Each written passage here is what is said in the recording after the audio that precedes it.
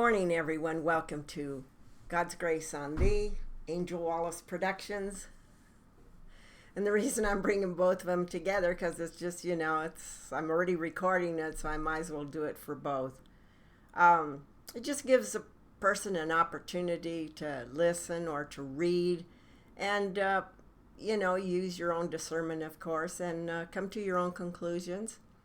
But these were provided for me. I did not go out searching for them, although it seems that a lot of things that I do search come to my lap, and I believe that's all with the algorithms.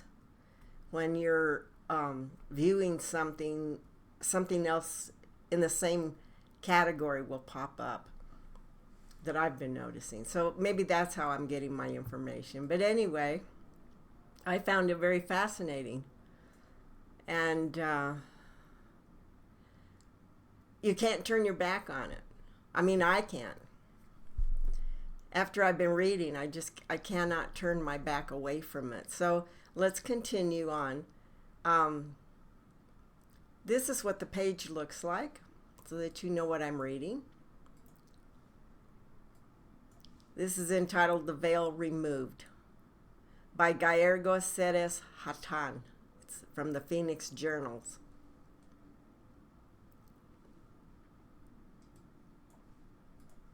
So let's get started.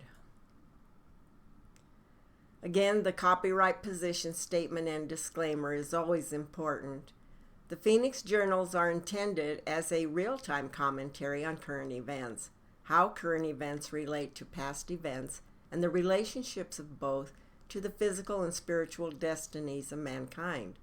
And all of history as we know it has been revised, rewritten, twisted, and tweaked by selfishly motivated men to achieve and maintain control over other men. When one can understand that everything is comprised of energy, and that even the physical matter is coalesced energy, everything comes together as one, and that all energy emanates from God's thought, one can accept the idea that the successful focusing of millions of minds on one expected happening will cause it to happen. If the many prophecies made over thousands of years are accepted, these are the end times, specifically the year 2000, the second millennium. And that would put us in a sorting period and only a few short years from the finish line. And God has said that in the end times would come the word to the four corners of the world, so that each could decide his or her own course toward or away from divinity based upon truth. So just based on this little two sentences here that says God has said that in the end times would come the word to the four corners of the world, so that each could decide his or her own course toward or away from divinity based upon truth. And that's where your discernment comes in, and that's where you alone make your own decision on which side you want to go. If you want to continue to further growing so that you can get away from the turmoil and the demonic atmosphere that we're in, then you work towards it. If you don't, you stay right where you're at, and you will go through another cycle of rebirth on earth, and you will continue doing that until you've learned your lessons.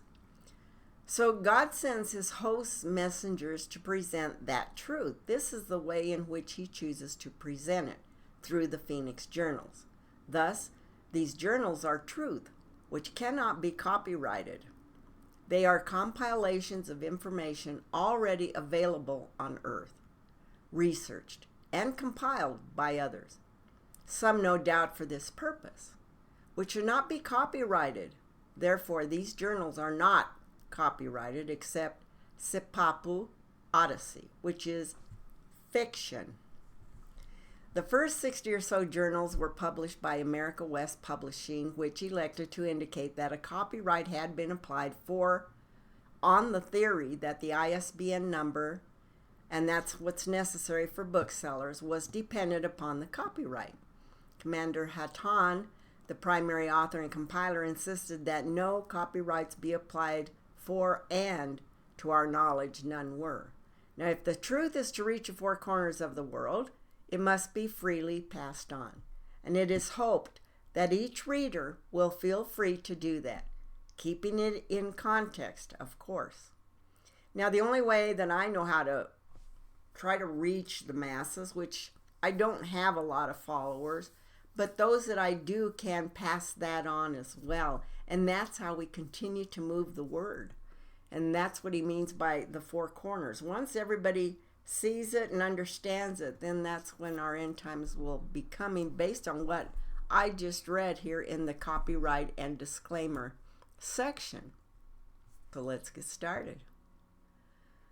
I am Gallegos Ceres Hatan, or Hatan, Commander-in-Chief, Earth Project Transition, Pleiades Sector Flight Command, Intergalactic Federation Fleet, ASHTAR, Command.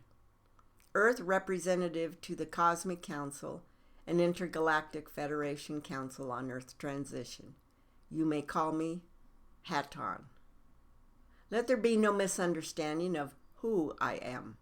I come in this portion as a fourth dimensional project commander in charge of Earth Transition. As this is most thoroughly explained in other recordings from myself and others, I shall not cover it in this document.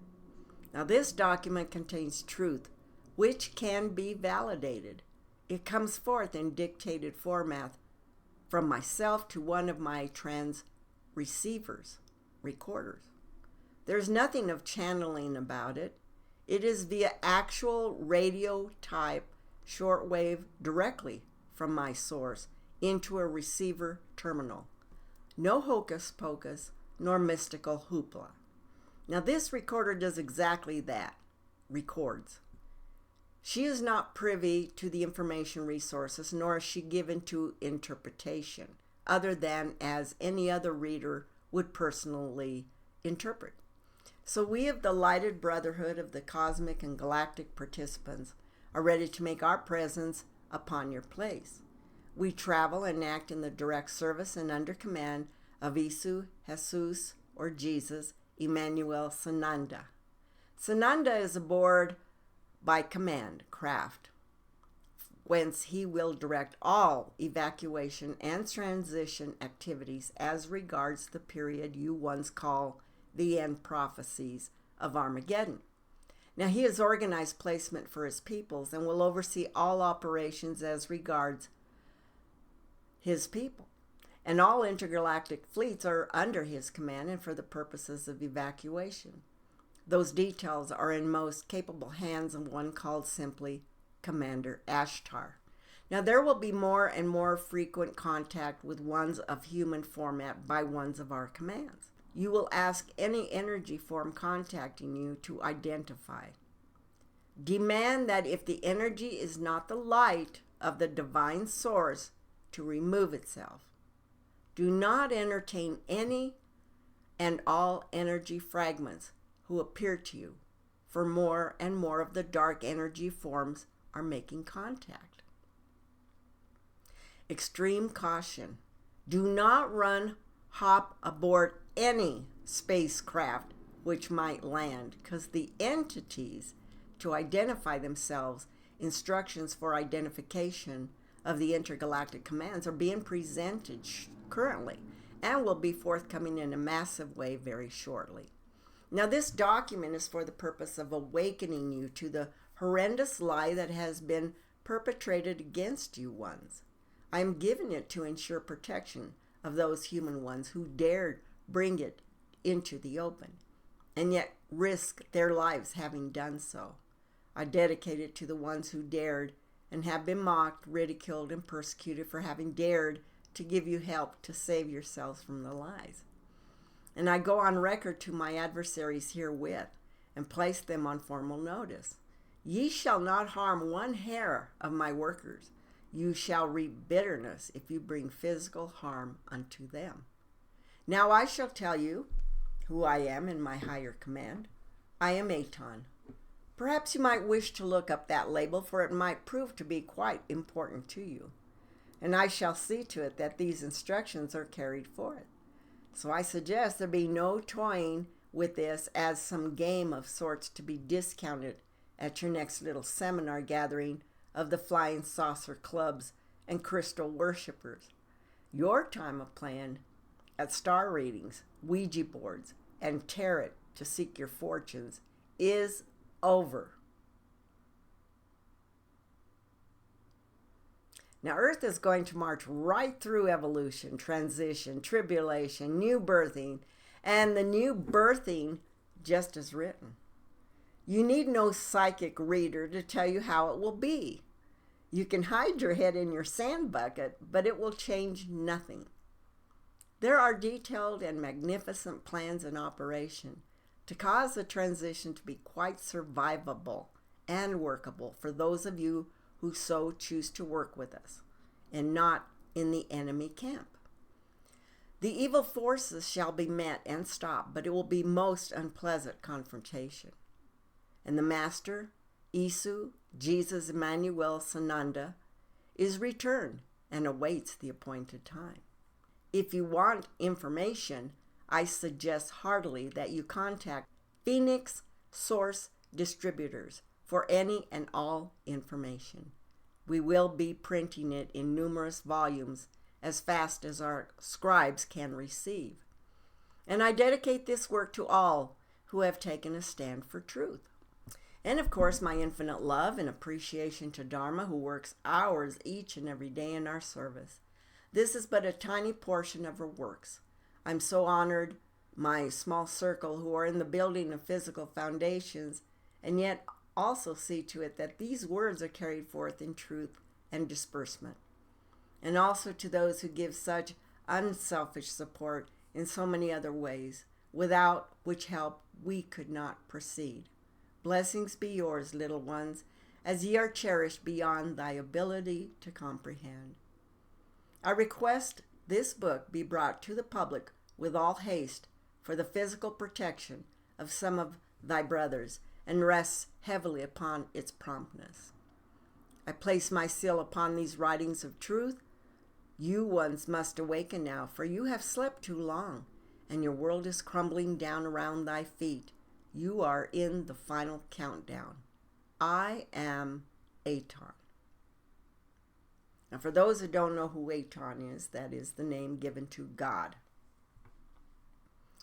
And God falls beneath the creation,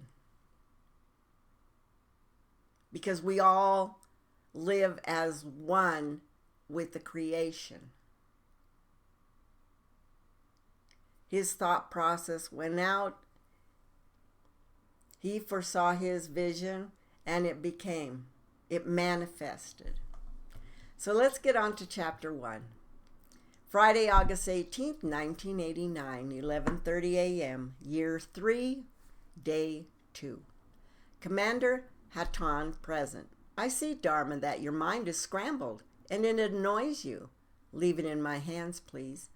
We are going to continue to separate spiritual matters as regards soul survival from things of state and human matters. This is, of course, as much as is possible. And it only means that we will effort to keep the documents somewhat in that format of order. Now, these portions will be for a new publication, or 2 or 3. The number of segments and separate publications will depend on the amount of material. We desire to get it to the people as quickly as possible so we may publish in segments that one batch of information can be circulating while we write the next. Let us just wait until it falls into order. And Dharma is feeling overwhelmed and critically needs rest, and it gets harder for her to accept the things coming forth, and we must take time to allow her to handle it. And I will please need the banking Gray Men audio tape transcribed, but first I think it's time we dealt with the UFO situation in some detail.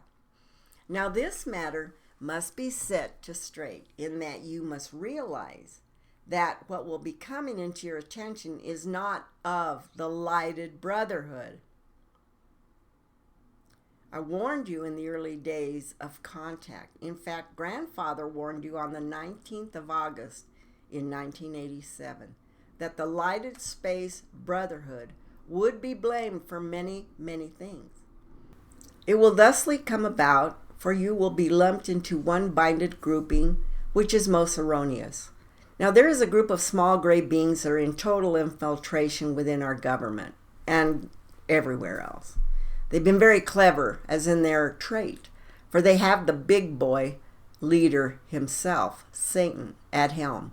And between your military, government, and scientific community, mingled with their misdirected lies and false information, you are in serious, serious trouble. Your government is fully aware and has been working steadily at self-survival of the top echelon leaders of your country since the early 1950s. Now I'm going to name names and code operations and integrate these things for you. I will give valid input where lies prevail. And this will be a lengthy document, so Dharma, we shall take it step by step. And no, you will not blow up on me. You just type what I give you, little sister. Crashed spacecraft. For many, many years, rumors have persisted that the United States government has in its possession spaceships manufactured on other worlds, as well as the occupants of these interplanetary craft, some dead and some yet alive. In your late 1940s and early 50s, both Army and Air Force military units, on direct orders from the Pentagon, rushed to the site of several crashes in the southwestern part of the United States and carried away the unearthly remains of both the craft and alien occupants. Now, the wreckage and bodies were eventually put into deep freeze storage, literally and figuratively, at Wright-Patterson Air Force Base in Dayton, Ohio. And according to your own military sources, who later went against orders and talked, the infamous Hangar 18 was used for this purpose.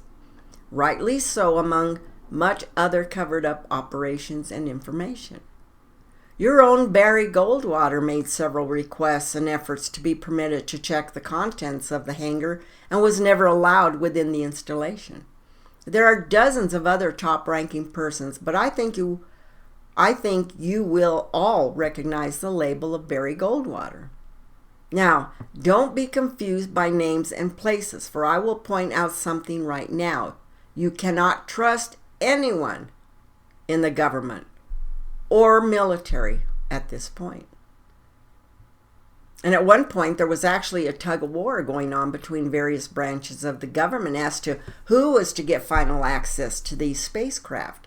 Then the FBI Director J. Edgar Hoover said in a signed memo, we must insist upon full access to the disks discovered. For instance, in the Louisiana case, the Army grabbed the disks and would not allow the FBI to have it for examination. Then, similarly, in 1973, Henry Kissinger telexed your embassy in South Africa to attempt to recover a UFO that had gone into the jungle there. Note, that was a craft from Coal Dust, very friendly with the people in the area, for there are exchange bases there where Koldassians experience routine Earth missions. But somehow a crash or disabled craft is up for grabs. But these ones proclaim to wish to bring these bits of information and covered up findings to the public. MJ-12 Committee. Now I want to note right here, but we'll discuss substance later, that Henry Kissinger and J. Edgar Hoover were, and Mr. Kissinger is a major player in the Operation Majestic 12, the grandest and most horrendous cover-up known yet to man. For through that group and ones complementing it, your planet has been sold down the tubes. In 1954, President Eisenhower, by secret executive memorandum NSC 540111, in parentheses, these numbers become important as we go along, so pay attention, established a permanent committee, not ad hoc, to be known as the Majority 12, MJ-12, to oversee and conduct all covert activities concerned with the alien question. Parenthesis, he says, I certainly do speak of cosmic aliens and not thy brethren across your borders. End of quote. NSC 541011 was created to explain the purpose of questionable activities and clandestine above top secret meetings, which speculative contents were being leaked to the Congress and the press. Now, the Majority 12 was made up of Nelson Rockefeller, the Director of Central Intelligence, Alan Welsh Dulles, the Secretary of State, John Foster Dulles, the Secretary of Defense, Charles E. Wilson, the Chairman of the Joint Chiefs of Staff, Admiral Arthur W. Radford, the Director of the Federal Bureau of Investigation, J. Edgar Hoover, and 6 men from the Executive Committee of the Council on Foreign Relations, known as the Wise Men. And it was claimed that these men were all members of a secret society of scholars that called themselves the Jason Society, whose members in turn supposedly came from the prestigious societies of Harvard and Yale and Scroll and Key and the Skull and Bones. Now, the Wise Men were key members of the Council on Foreign Relations. They were 12 members, including the first 6 from government positions, thus the Majority 12. Now, this group was made up over the years of the top officers and the directors of Council of Foreign Relations and later the Trilateral Commission. George Bush, Gordon Dean, and Zbigniew Brzezinski were prominent among them. Now, the most important and influential of the Wise Men who served on MJ-12 were John McCloy, Robert Lovett, Averell Harriman, Charles Boland, George Kennan, and Dean Acheson. Now, their policies were last well into the decades of the 70s.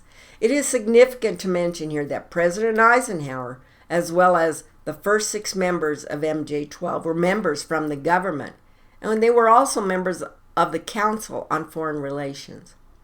I will come back to this momentarily, but I wish to introduce Mr. Kissinger at this point.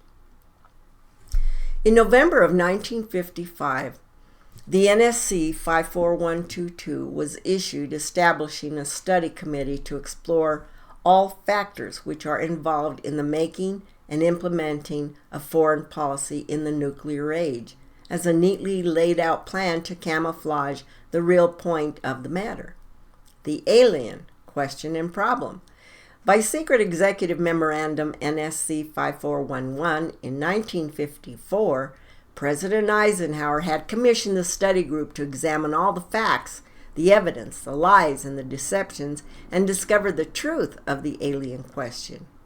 And NSC 541212, mentioned above, was a cover which was necessary when the press began inquiring as to the purpose of regular meetings of such important persons. So these meetings were first dubbed the Quantico meetings, which began in your 1954 and were held at Quantico Marine Base. Now the plot thickens. 35 members were members of the Council on Foreign Relations who were members of the aforementioned secret scholars groups.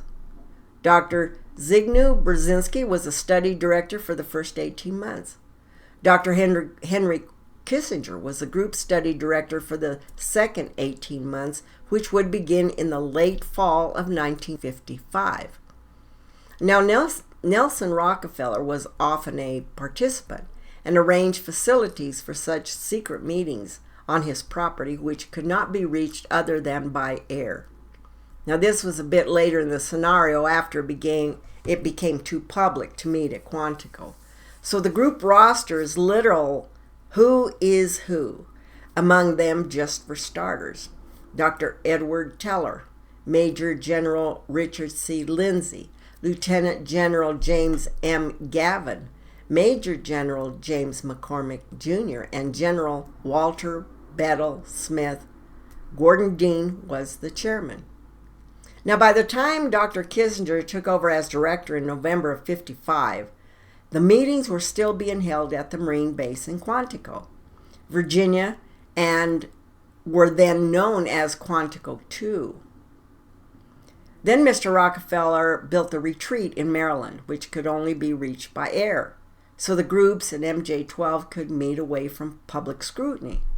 Well, this place bore the code name Your government children love code names. The Country Club. And rightfully so in this instance, as there were elaborate living, dining, recreation, meeting, and library facilities built in, as well as a state-of-the-art communication systems, which were also monitored illicitly. I wonder what AT&T would know about that sort of thing. A public announcement was made that the study group was officially ended in 1956, and this announcement was followed by Mr. Kissinger's results in 1957. Now, his document was entitled Nuclear Weapons and Foreign Policy by Henry A. Kissinger, and that was published for the Council on Foreign Relations by Harper and Brothers from New York. Funny thing here that Mr. Kissinger wrote the document, at least 85% of it, while he was at Harvard. The plot thickens. Mr. Kissinger became totally different in his behavior, as never before nor since. He would leave home very early each morning and return late each night without speaking to anyone or responding to anyone's queries. Obviously, the secret meetings continued in great seriousness, and that understatement of grossness. The presence and actions of aliens during this time was most certainly a shocker to Mr. Kissinger, who was dedicated under threat of death if he divulged information. His marriage did not survive this period of time. Now let us write of the true findings of the group, which I have also leaked into public as knowledge. The major finding and decision was that the public could not be told, as it was believed that it would almost certainly lead to economic collapse. Now you'll see later how they managed this facet through International Monetary Fund, Trilateral Commission, the World Banks, the Federal Reserve, and countless others, which I fully plan to count for you. It was also stated that it would surely cause a collapse of the religious structure. Yes, God and Jesus Christ, not to mention all those other indoctrinated clubs, could not survive such a truthful blow. Also, knowledge and truth would cause national panic, which would lead into anarchy, and thus at all costs and any expense to the taxpayer, of course, cover-up would be maintained. Now, back to Mr. Kissinger's public appeal for information data to be brought forward, along with prior petition of J. Edgar Hoover for same. How does it look to you? Do you really believe he wanted to tell you neat taxpayers all about spacemen and funny little airplanes? Now for the unthinkable, and hear me well. I mean, hear me really well. For you are dealing with ones who will stop at nothing to keep the truth from you. Your own military and government have killed your own citizens who plan to release information and set up false evidence about crashed craft deliberate and without provocation, then produce falsified findings all the way to the top government officials like your president to be buried in even deeper secrecy. Well, it's all coming public, little ones. Now here's what they reported officially. A major finding was that the aliens were using humans and animals for a source of glandular secretions, enzymes, hormonal secretions, blood, and in horrible genetic experiments. The aliens explained these actions as necessary to their survival. They stated that their genetic structure had deteriorated and that they were no longer able to reproduce, and also their planet was unable to survive for a much longer period of time. And they claimed that if they were unable to improve their genetic structure, that the race would soon cease to exist. What a bunch of you-know-what. If you were in such trouble, would you go to a place where the people on the planet are even in worse shape?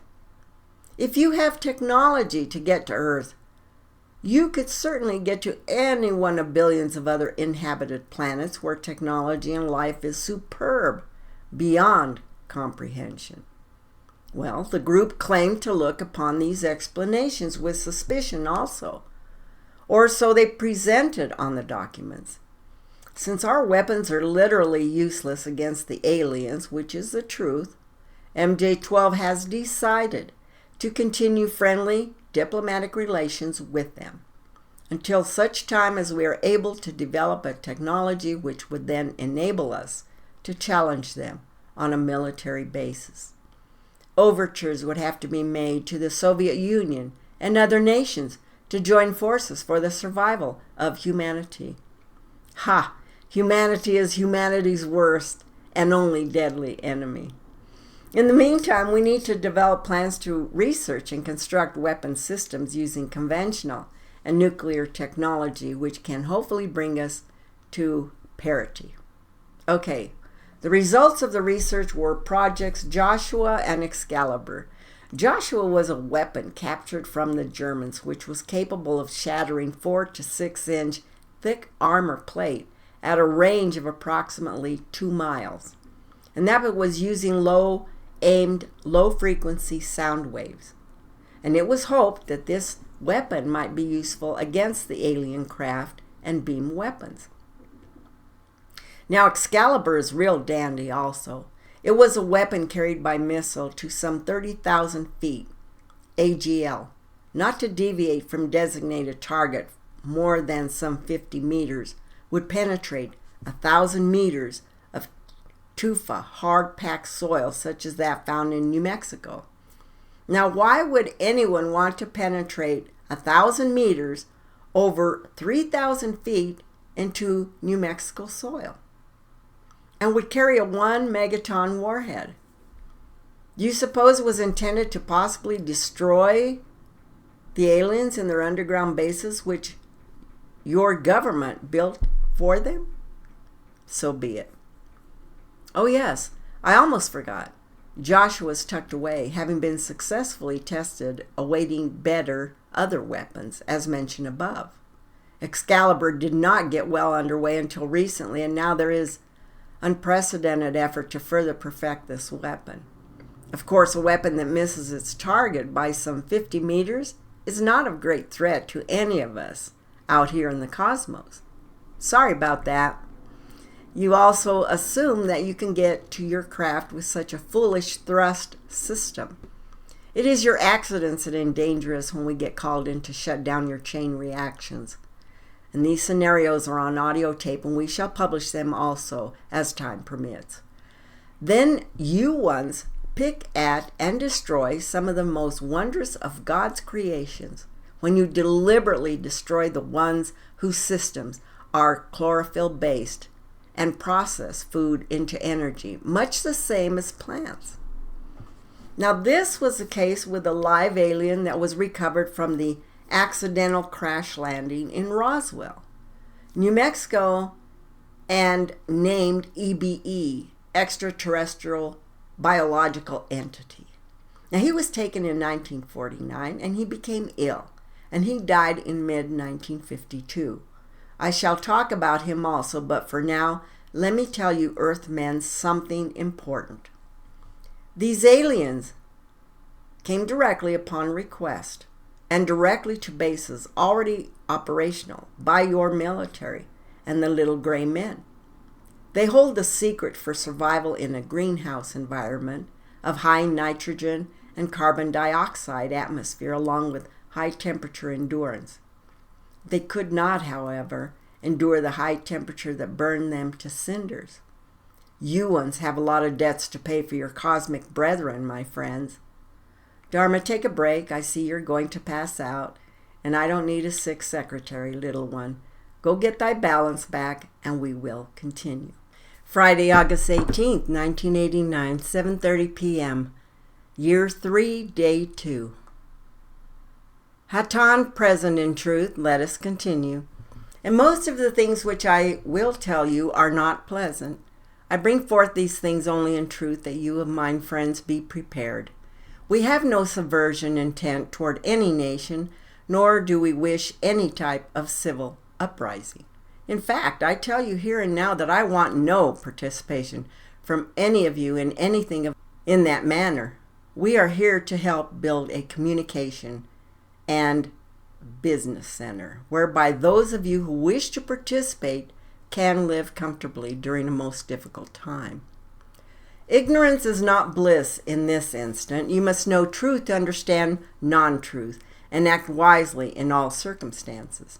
That means you must know what has transpired up until this point so that you can anticipate how it will impact you as you move through this critical time of events.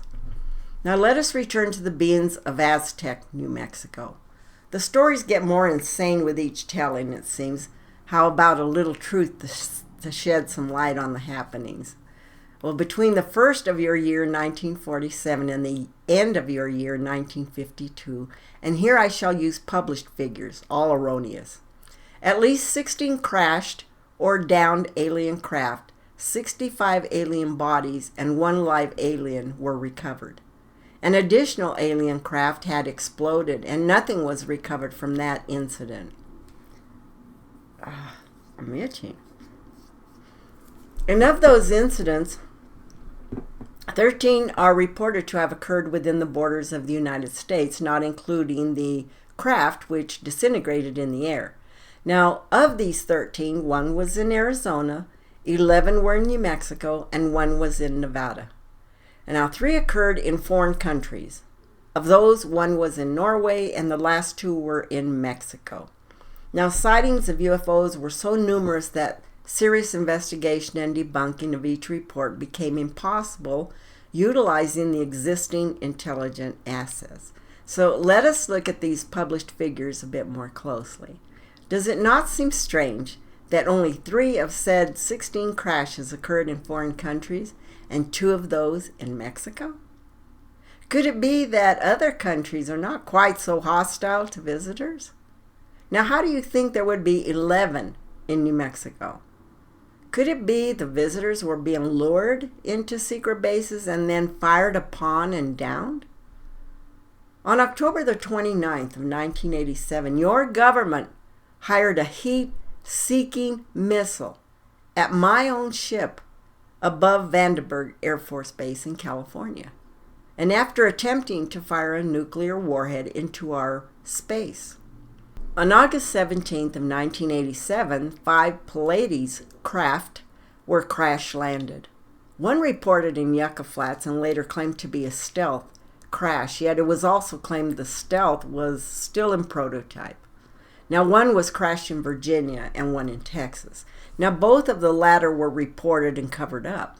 The one in Texas, however, made it both to KPRC and KTRH and both Houston major papers. The remaining 2 have not been publicly reported, and I shall avoid discussion of them. Of the craft that was crashed in Yucca Flats, there were 5 crew aboard. Now, 3 were apparently dead, 2 have body vital signs and are now in Nellis Air Force Base in Nevada. Now, this information has been verified by a group out of Edwards Air Force Base, which is no longer assigned in that area, and 1 officer from Nellis Field pleading anonymity. Verified same in New York. Now, what is at Edwards Air Force Base would boggle the minds of the public. These were shuttle craft from my command. Therefore, I have facts correct, ma'am. There was also a crash out of Bakersfield, California in 1986, which was also projected as a stealth. Does it strike anyone as strange that you crashed the first 5 of 5 stealth planes while they are still on the drawing board? What expense is one of your stealth bombers? $500 million? Oh, I see, perhaps stealth fighters. Why do you need stealth bombers and fighter planes when the war is going to be fought with missiles and nuclear bombs from missiles? Could it be anything like your year 1957 when your Army was assigned the task of forming a super-secret organization to furnish security for all alien task projects? The first of such organization became the National Reconnaissance Organization, based at Fort Carson, Colorado. The specific teams trained to secure the projects were called Delta. A second project, codenamed Snowbird, was promulgated to explain away the sightings of the red light alien crafts as being Air Force experiments. The Snowbird, as I said, your government loves cute code names. crafts were manufactured using conventional technology and were flown for the press on several occasions. Now, very different in appearance. Project Snowbird was also used to debunk legitimate public sightings of alien craft, or UFOs. Project Snowbird was most successful, and reports from the public declined steadily. That is, until recently and currently. Thus enters your stealth toys. Now, what do you think really goes on at your Pine Gap Australian installation? Have you once slept a bit too long, perhaps? Let us finish the story of New Mexico and the crash of our beloved brothers who are able to live in high concentrations of carbon dioxide.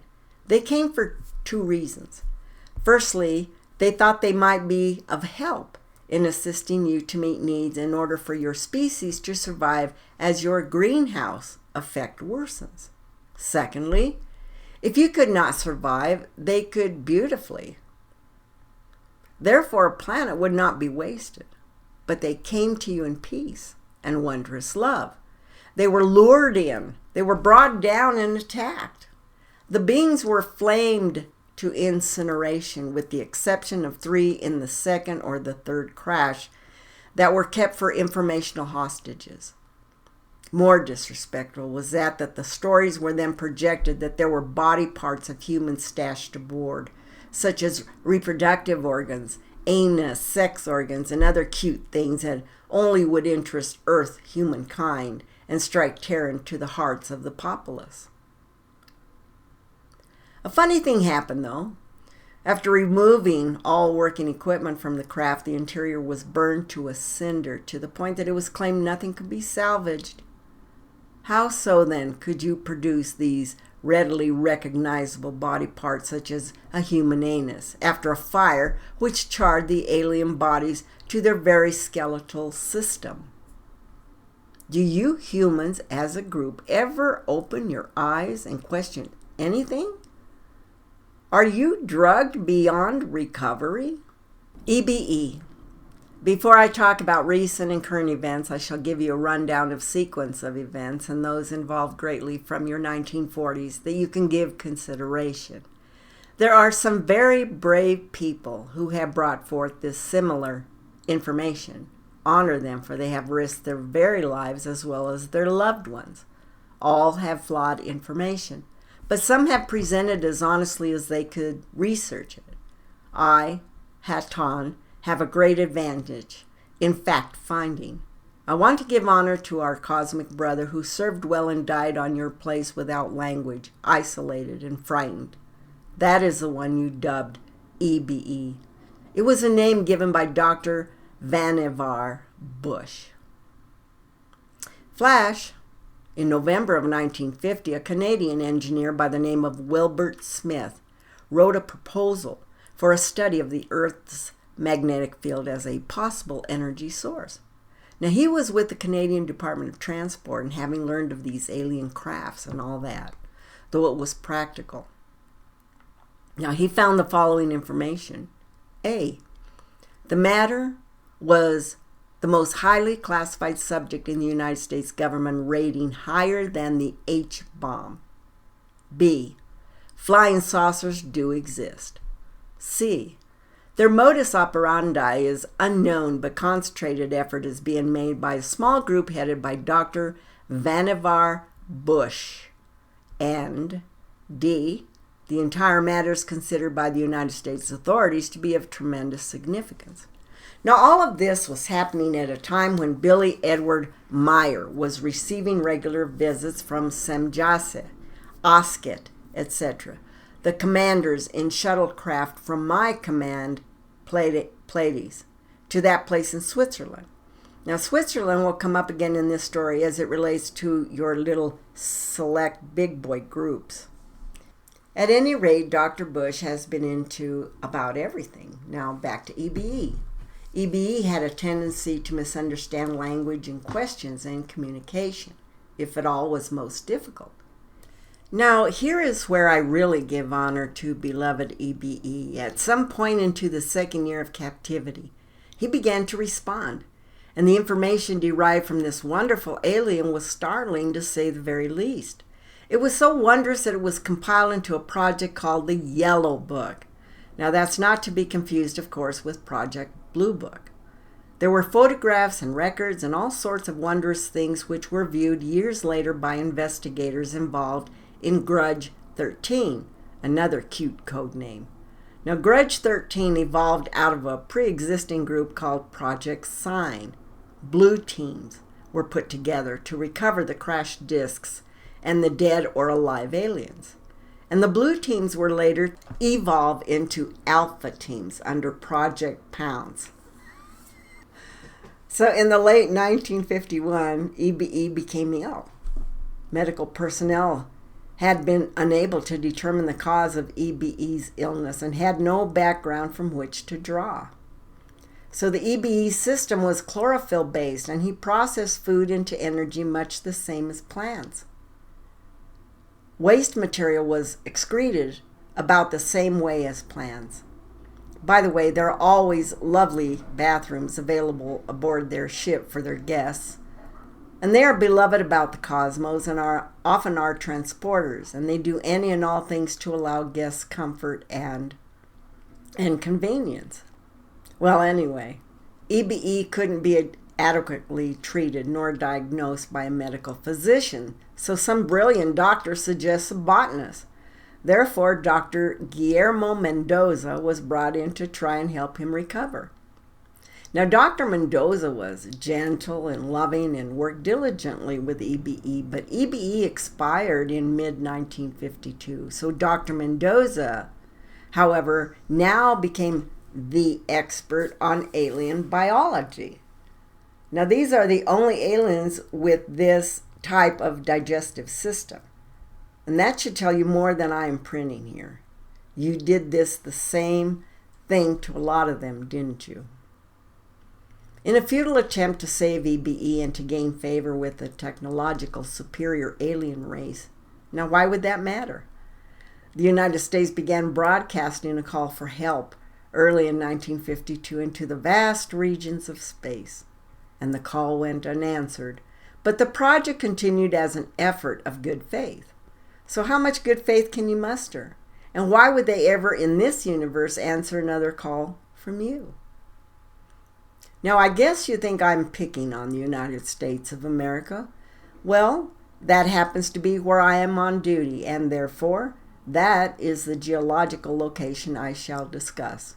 We may or may not have time to cover the rest of the world. You have been the very worst hosts of all the planets.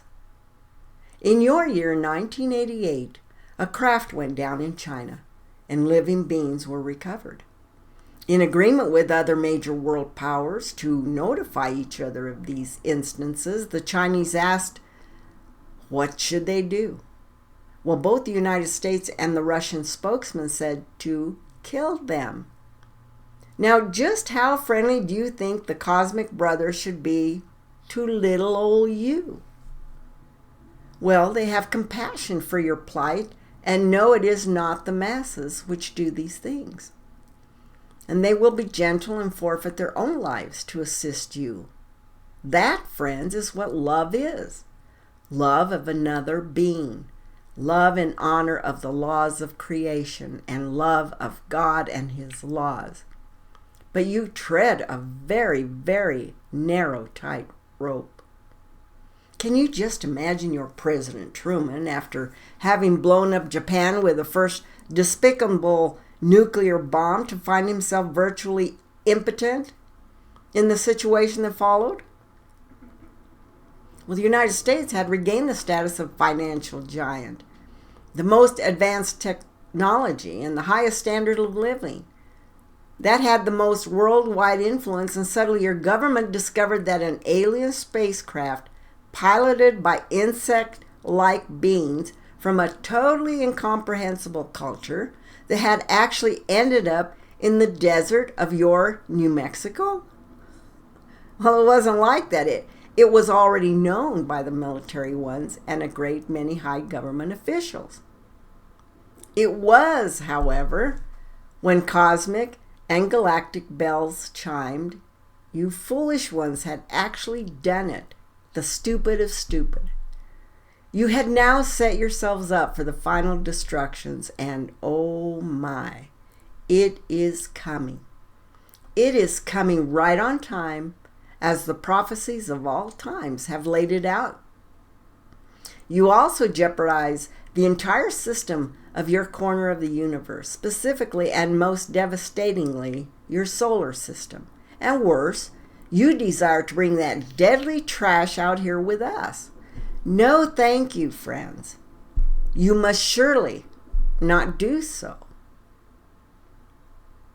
During these years, the United States Air Force and the Central Intelligence Agency exercised complete control over the alien secret. In fact, the CIA was formed by presidential executive order, first as the Central Intelligence Group for the express purpose of dealing with alien presence. Then the National Security Council was established to oversee the intelligence community, and especially the alien endeavor. The CIA was then removed from the sole task of gathering foreign intelligence and gradually and surely legalized direct action in the form of covert activities at home and abroad. Now this through a whole series of National Security Council memos and executive orders.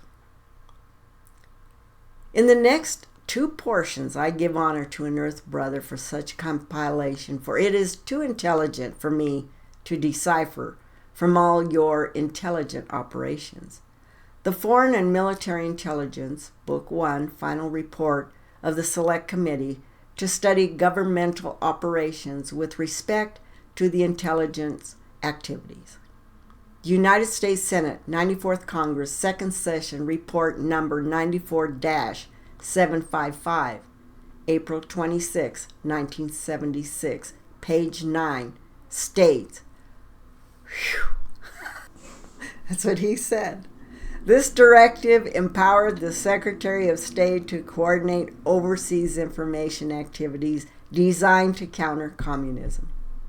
A top-secret annex to NSC-4, NSC-4A, instructed the Director of Central Intelligence to undertake covert psychological activities in pursuit of the aims set forth in NSC-4.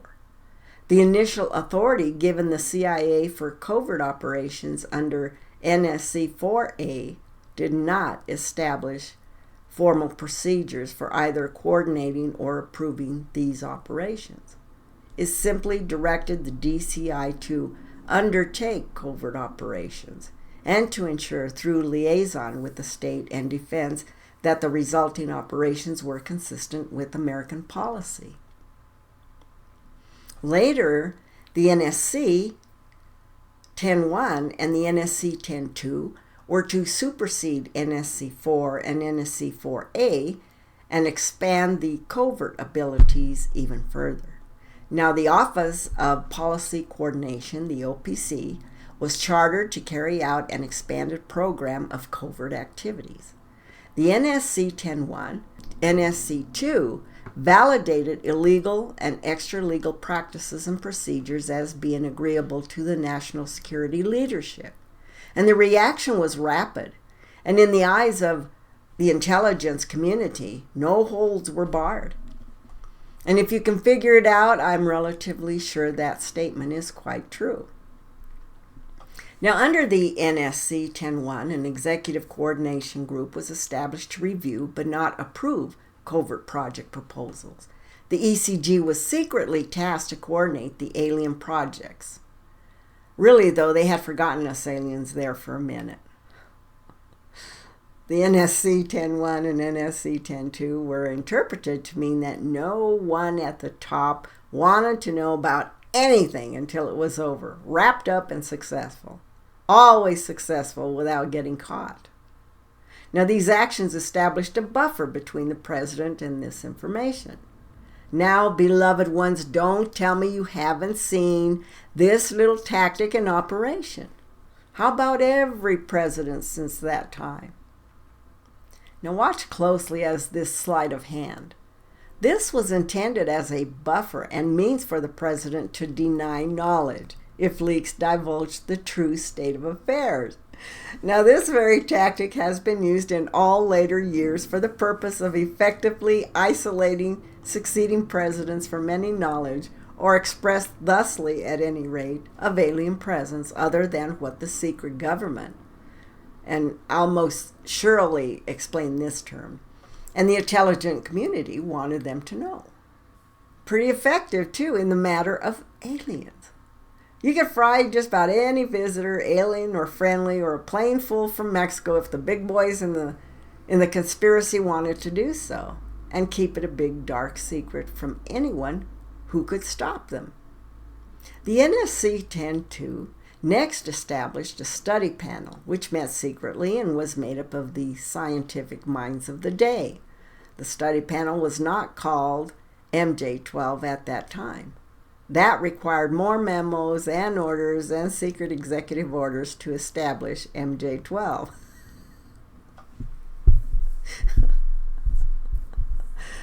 Now we get into being nice to your own guys.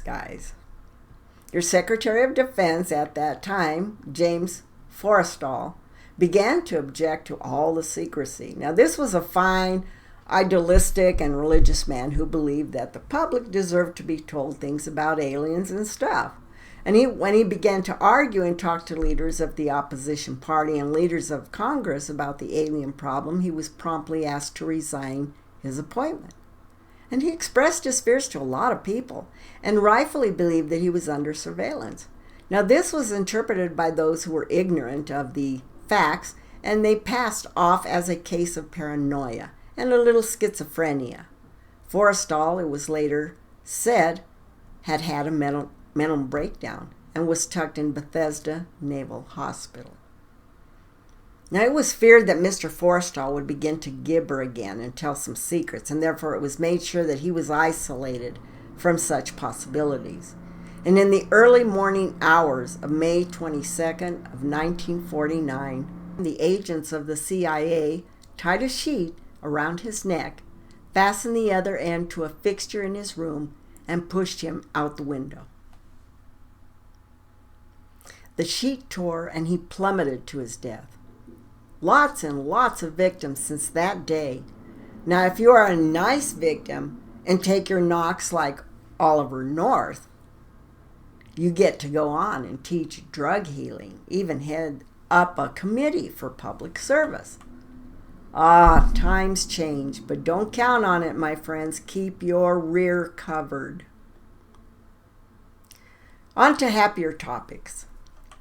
The super secret National Security Agency, by secret executive order, was created by President Truman in November of 1952. Aha! Now here we go. It was created with a primary purpose of deciphering the alien communications and language and establish a dialogue with the aliens. Now, what about all those homogeneous radio telescopes and huge receivers Mr. Cosmos talks about, and Mr. Spielberg, and thus, and so on? All this undoubtedly going to irritate Mr. Sagan. Or do you think maybe he knows too? Could it just be you good tax-paying citizens who are excluded from the inside information? You just get to pay for it with your money and your lives. Well, Project Sigma was quite successful. The National Security Agency, NSA, also maintains communications with the Luna base and other secret space programs. Here is another really good one. The NSA is exempt by executive order from all laws which do not specifically name the NSA in the text of the law as being subject to that particular law. That means that if the agency is not spelled out in the text of any and every law passed by Congress, it is not subject to that or those laws. Well, the NSA now performs many other duties and, in fact, is the premier agency within the intelligence community. And today the NSA receives 75% of the monies that's allotted to the intelligence community. A lot of power goes along with a lot of money, and the Department of Central Intelligence is now only a figurehead club, maintained to fool the public. The primary task of the NSA is still alien communications, but now includes other alien projects as well. Well, I do hope I do not bore you with political history, but it is quite time that someone does. It might as well be an alien commander so that the facts can be a bit accurate.